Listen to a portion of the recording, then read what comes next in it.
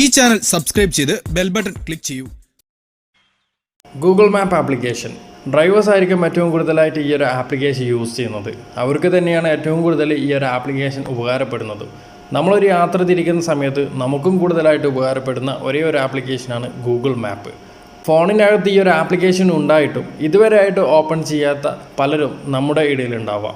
എന്നാൽ ഈ ഒരു ആപ്ലിക്കേഷനെ കുറിച്ചിട്ടുള്ള ചെറിയൊരു കാര്യമാണ് ഇന്നത്തെ വീഡിയോയിൽ നമ്മൾ ഷെയർ ചെയ്യുന്നത്.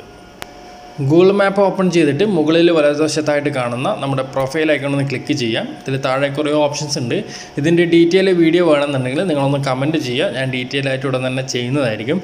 താഴെ മൂന്നാമതായിട്ട് കാണാൻ സാധിക്കും യുവർ ടൈം ലൈൻ. ഈ ഒരു ഭാഗത്ത് നമുക്ക് സെലക്ട് ചെയ്ത് കഴിഞ്ഞാൽ നമ്മൾ ഓരോ ദിവസവും എവിടേക്കാണ് പോയിട്ടുള്ളത് ആ ദിവസത്തെ ഡീറ്റെയിൽസ് കാണിച്ചു തരും. നമ്മൾ എവിടേക്കാണ് പോയിട്ടുള്ളത്, ഏതൊക്കെ സമയത്താണ് നമ്മളവിടെ വിസിറ്റ് ചെയ്തിട്ടുള്ളത്, ആ ഒരു ഡീറ്റെയിൽ നമുക്കിവിടെ വരുന്നതായിരിക്കും. ഞാൻ ഇന്ന് വിസിറ്റ് ചെയ്തിട്ടുള്ള ഈ ഒരു സ്ഥലം ഇവിടെ കൃത്യമായിട്ട് വന്നിട്ടുണ്ട്. അതുപോലെ തന്നെ നമ്മൾ പോകുന്ന സമയത്ത് ഇൻ്റർനെറ്റിൻ്റെ ആവശ്യമുണ്ട്, എന്നാൽ മാത്രമേ നമുക്കിത് ലഭിക്കത്തുള്ളൂ.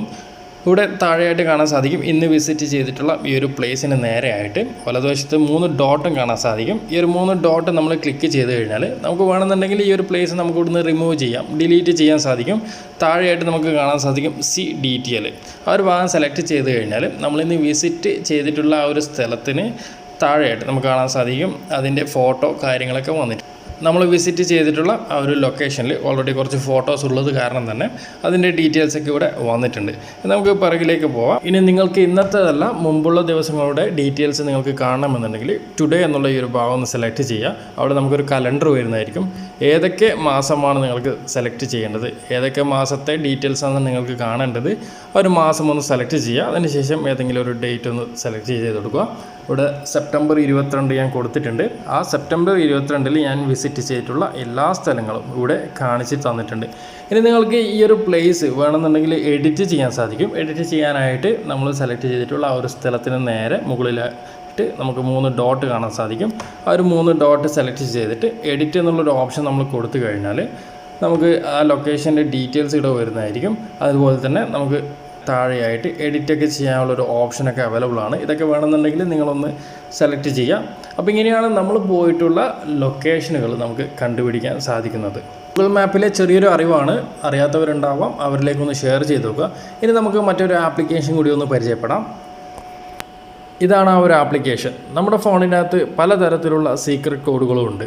ഉദാഹരണത്തിനായിട്ട് നമ്മളൊരു *#06# അമർത്തി കഴിഞ്ഞാൽ നമ്മുടെ ഫോണിൻ്റെ EMI നമ്പർ കിട്ടും. അതുപോലെ തന്നെ പല സീക്രട്ട് കോഡുകളും നമ്മുടെ ഫോണിൻ്റെ അകത്ത് അടങ്ങിയിട്ടുണ്ട്. എല്ലാ ഫോണിലും ഒരുപോലെ ആയിരിക്കത്തില്ല ഈ ഒരു സീക്രട്ട് കോഡുകൾ വരുന്നത്. അതിനായിട്ടാണ് ഈ ഒരു ആപ്ലിക്കേഷൻ ഉപയോഗിക്കുന്നത്.